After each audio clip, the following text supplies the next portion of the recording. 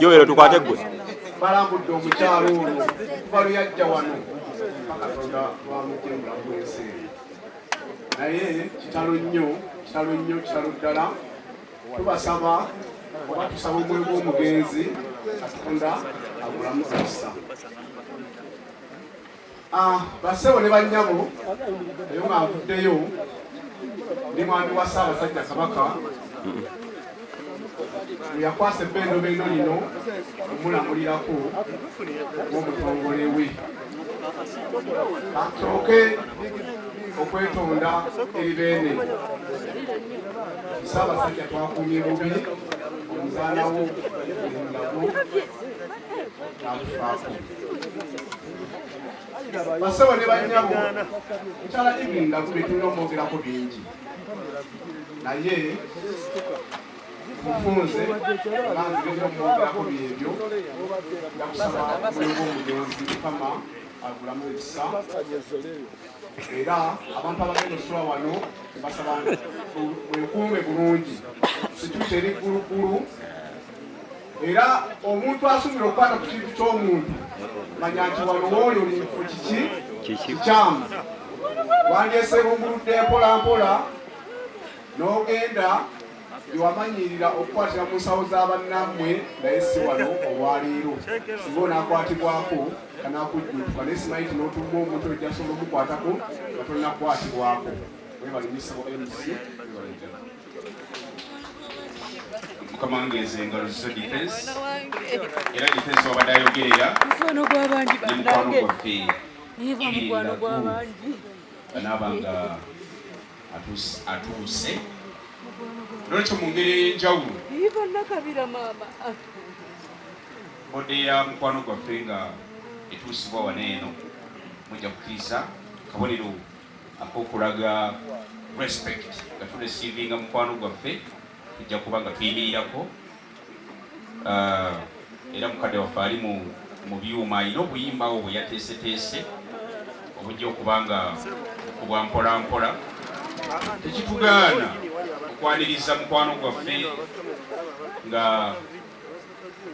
okusinziira ku luyimba oluba luliko waliwo engalo eza cwacwa mpolampola engeri ey'ekitiibwa anaabanga ajja twagala okwebaza mukwano gwaffe Queen Florence ali ku kakiiko akateekateeka enteekateeka eno twagala okwebaza mukwano gwaffe Sophie Gombya be bali ku lukiiko luno luteekateeka ensonga eno twagala okwebaza mukwano gwaffe Farida Ndaus be bali mu kakiiko akateekateeka omukolo guno mwebali nnyo mwebalire ddala twagala okwebaza bakadde baffe aba Funeral Service abatukoledde ku mukolo guno mwebalire ddala era bw'oba otunudde bwoti olabira ddala nga ekitiibwa Ibindago ekimusaanira kituliko akadde kano nga tumulisiivinga wano mu makange bayitawo nalubugo ekyalo kino kitana lubugo mwebali nnyo twagala okwebaza olukiiko olukulembera ekitundu kino mwebali nnyo okusenza mukwano gwaffe twafuna information nga Ibindago actually yakitugamba wano twalya wano emmere empitirivu twasiiba naye natugamba mukyangajja wano Ibindago tagendangako mu katale kugula ttooka ngenda kubasaba aba artist abanaye mujje ku kitundu kyekitongera okugulako kubanga ate ntegedeko oluguudo olwo bagenda dukola okuva ekatende ku Masaka Road lujje lugatte ku Mitiyana bwejuuka nti Mitiyana Road eyo ate luyitemu ppaka ekakiri n'olwekyo eno tewagenda kuba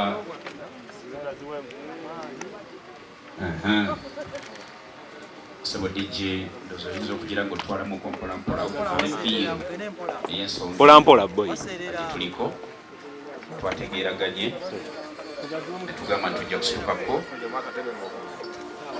nga tulisiivinga mukwano gwaffe Ibindago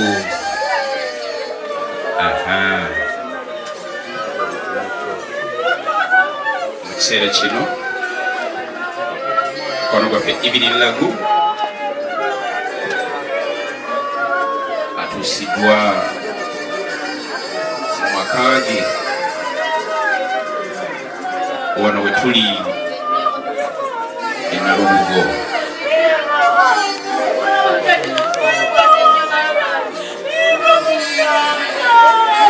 Ekifaananyi kye nnyinza okukuwa gwonna wooli Miraanga Nabiwoobe olwa mukwano gwaffe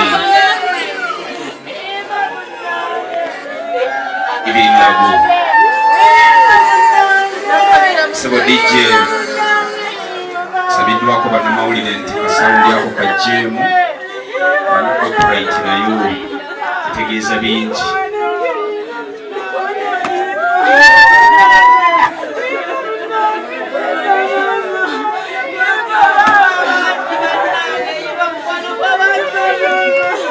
Basebo ne banyabo ntegeezeddwako olukiiko lutesitesi ne famiri obaddewo okukkiriziganya okw'enjawulo nti omubiri gw'omugenzi tegugenda kubikkulwa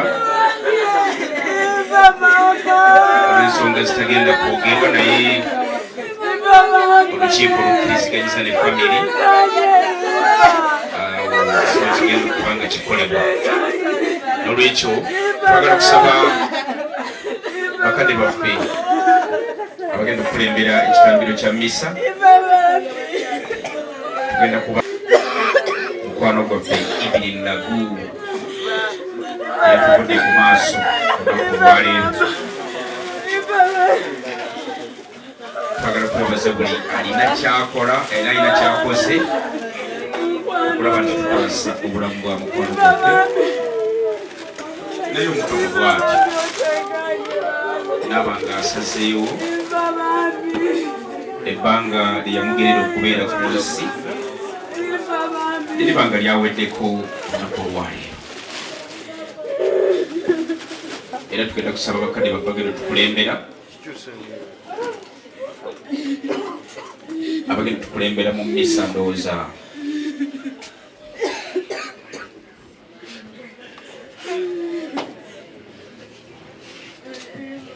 abagenda tukulembera mu misa.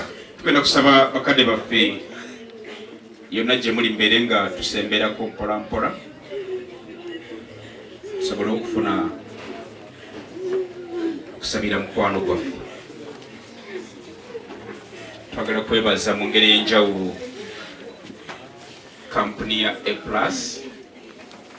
mutukoze obulungi obutagambika okuva mukwano gwaffe bwe yassizza omukka gw'enkomerero ne mu taking over era ne musobola okuba nga mwoleka ekitiibwa Ibirilagu kyabadde alina okutambuliramu. Mwebale nnyo, mwebalire ddala olw'empeereza eyo.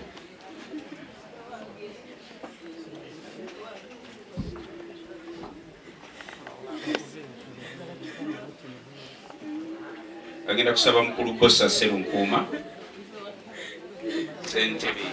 ssentebe w'akakiiko akateekateeka ensonga eno gye tuliko,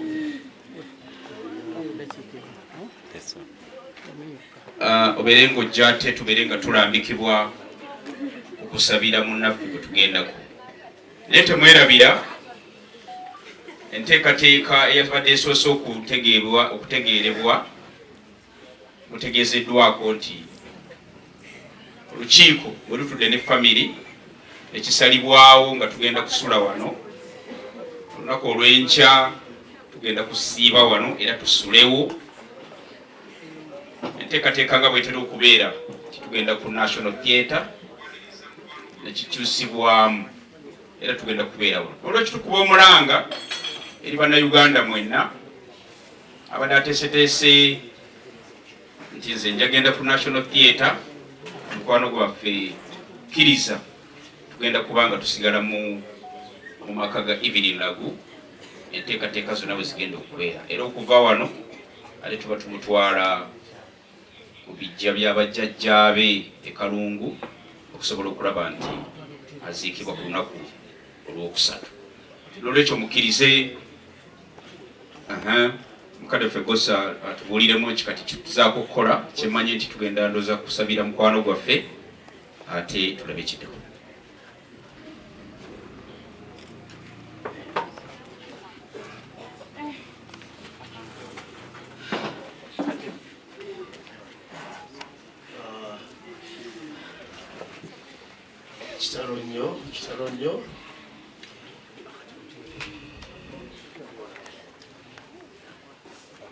Kitalo nnyo basebo ne bannyabo manye okufa tekumanyirika natandise okubeera ne Evelyn ono kuba lyafudde ku makiro ddala ninaanye nnyo omubiri gwe naye tekimanyirika mu kaseera kijjanga ekipya ate bw'aba mutuusizza wansi nekibeera wansi netusaa Mukama ayogera okutugumya kyensaba buli ali wano tufiiriddwa nnyo bannange tufiiriddwa nnyo Evelyn twalina ebirooto bingi n'omukyalo oyo twalina ebirooto bingi nnyo era nga tusuubira nti kino kisooka okuba nti kigenda kujja kati akaseera kano mukize tuyite bannaddiini batuyisemu eno embeera ate bwe naabala tugivuddemu tujagenda kukiddako enteekateeka nungi era nsaba mwenna abali gye muli basebo ne bannyabo abaagala okulaba ku Evelyn abaagala okumusabirako enteekateeka yonna egenda kukolebwa wano ekya National Theatre kyayimiriddemu tugenda kuba tuli wano nsaba Bakama baffe bakitaffe mu Katonda wonna we muli basembere iguse tuyanza se.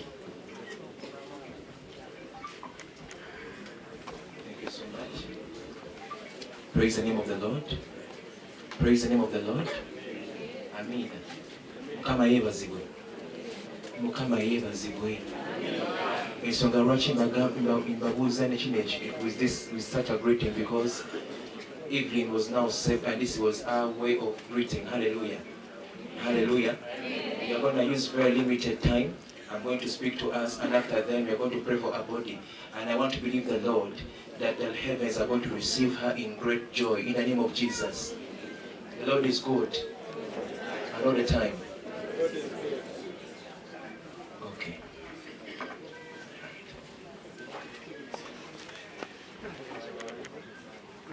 Kansubire mwenna musobola okumpulira. Njagala twogere nga munsiramu baana ba Katonda. Hallelujah. Amen. Kansubire nti mwenna musobola okundaba. Mumpulira bulungi. Nga kisinaba kutandika. Njagala oyimuse ku mukono gwo wonna w'oli. Oluganda sirumanyi bulungi naye ngenda njogera mu Baganda. Tugenda gezaako n'amaanyi mangi. Okay, dear. I'm going to try as far as I can to make sure I can speak in both languages. Am I making sense? So we are going to raise up our hands wherever we are, and we're going to worship one Uganda song. Then we are going to begin to speak. Hallelujah. Yimusa ku mukono gwo wonna w'oli. Emikono gyo gyonna. Buli kyennina mu seno olwakubanga ndi naawe. Nasikulira Mukama bwe Almutawa Enterprises Limited bano bakugu nnyo mu nsonga za real estate zonna. Oyagala kutunda oba kugula ttaka wekwate Almutawa Enterprises Limited. Tulina ploti ez'enjawulo enteeketeeke bulungi ate nga n'ebbeeyi yaazo esobokera ddala. Ensonga zonna ez'ettaka wamu n'okulikulaakulanya tuzikolako. Tugula sako n'okutunda amayumba era tusolooza n'abapangisa oba okulabirira ennyumba zo. Abakozi baffe bonna bakuguka era bakozesa mazima meereere. Tusangibwa ku Hoima Road, Nassana Municipality, Wakiso District. Esimu 0753-494-6M oba 0705-4M7-993. Tufuna ku WhatsApp +973-382-388-59. Nsonga nti nno era n'ekifo kya bbaala na restaurant so kiba kitegeeza abantu baba bangi ki baba bangi nnyo okwawukana ne kuyawaka. Yes, kyobulaba oliako bwe tumugamba nti no oyagala yaki alina kugamba njagala yawaka njagala ya baala yange oba njagala ya apartments zange. Kakati eno y'abantu bisatu so kupita ejja tuuka ekiseera ekoleki ejjule nga yeetaaga okugogolamu. Kati dhani omuntu okujja n'ajjamu amayinja kati aleeta buleesi lupiira ne lusonseko mu pipe eyo ne lunywamu amazzi ago. Kale nonya kuba nafa Aulia Holdings ngokozesa namba ez'essimu okusobola okubeera nga ate bakutera biodigester tank. Omuzadde essomero wogenda okusomeseza omwana wo naawe weewuunya engeri gy'akyuka mu byenjigiriza ly'erya Brain Parents Day and Boarding Primary School erisangibwa e Bukalango. Ssomero lya bawala n'abalenzi okuli abava awaka n'ab'ekisulo nga liviira ddala ku nnassale okutuukira ddala ku kibiina eky'omusanvu. Essomero lino lya mulembe nnyo nga lisangibwa mu kifo ekyagazisa omuyizi okusoma obulungi. Tulina ebibiina ebigazi ate nga birabika bulungi, endabirira y'abayizi ey'omulembe n'ekifo we bajjanjabirwa omuli abasawo abakugu, so nga n'abayizi balina tanka kwe banywa amazzi amayonjo. Dormitories zaffe nteeketeeke bulungi omutali mujjuzo, ebifo eby'enjawulo abaana we bazannyira awali n'ebyokwerinda ebinywevu. Tutumbula ebitone by'abaana okuyita mu by'emizannyo, katemba n'okuyimba nga tulina ne swimming pool abaana mwe bayigira okuwuga ssaako n'okubayigiriza emirimu egy'omutwe ng'okufumba. Emmotoka zo we ziri eziwerera ddala okutambuza abayizi ababava awaka. Brain Parents Day and Boarding Primary School lisangibwa Bukalango. Okumanya ebisingawo osobola okututukirira ku nnamba z'essimu ez'owammanga.